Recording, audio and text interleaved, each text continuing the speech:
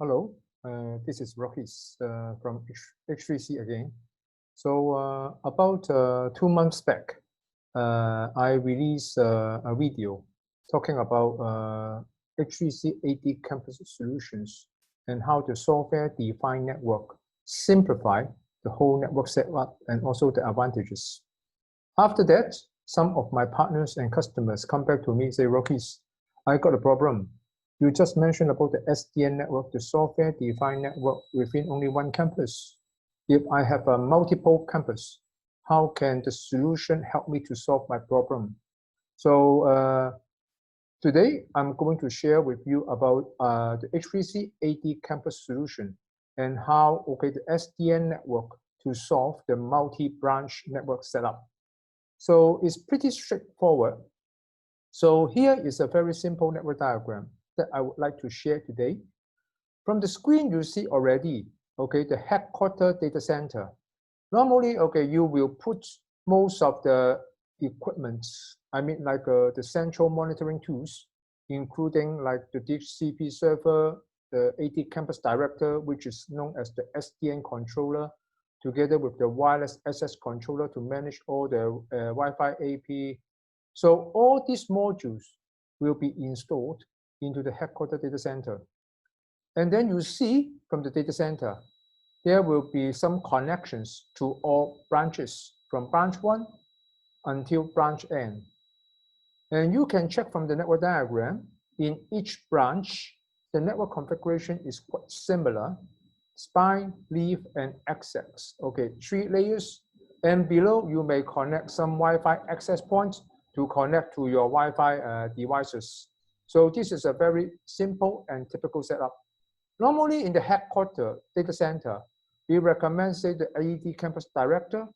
The director 2000 will be installed in a hot standby, high availability server.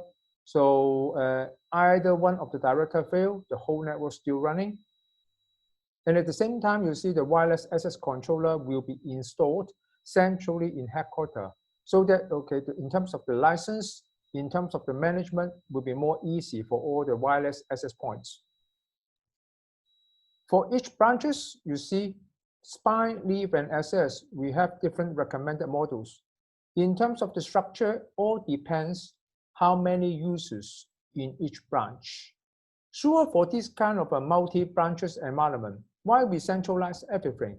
Because the advantage is when you centralize everything under the campus director in the DC, so all the users can experience seamless move around, the roaming services from branch 1 to branch N.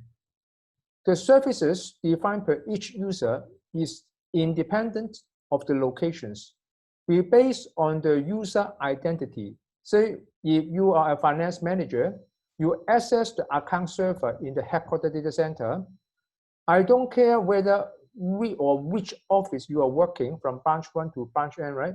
You still access the same resources under the data center. So this will provide the flexibility in this kind of a multi-branches environments. In terms of the technical advantage, you see the VTAP, the change of the normal VLAN to the VXLAN, actually will be done in the leaf part. So the access layer switch will be pretty simple.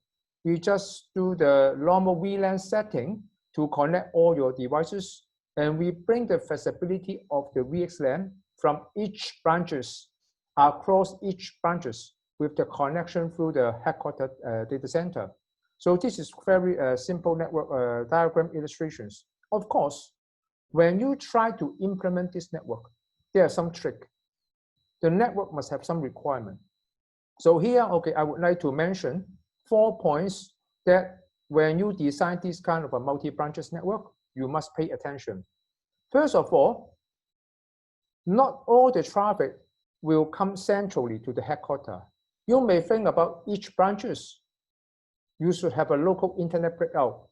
That means the internet traffic should be going out locally through the local gateway, instead of using the WAN link going back to the core switches in the headquarter, and then all the traffic go there and going out.